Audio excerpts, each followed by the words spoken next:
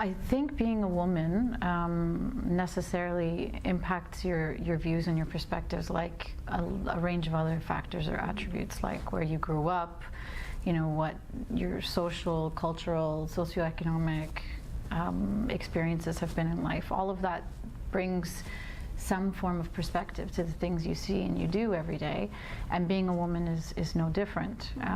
I think more than being a woman, now being a mother probably provides me with an alternative view that wasn't there before I had my own family. I think it's important because the world is changing. It's not a static thing. It's constantly evolving and developing, and we see this particularly in humanitarian affairs. We're dealing with challenges we have never seen, unprecedented in terms of size and scope and geographical regions that we're dealing with. We're seeing new kinds of problems arise that weren't necessarily there before. The effects of climate change, population growth, these are presenting new challenges.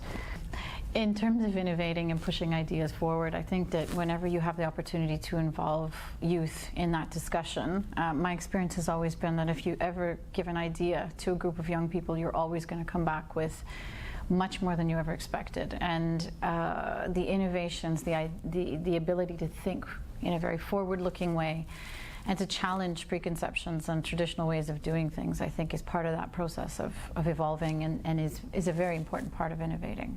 Any idea, any policy which can be tested and massaged and can be inclusive in its approach, taking into account those kinds of ideas and diverging opinions. Obviously, at the end, you have to arrive at some form of a position, and hopefully it's consensus-based.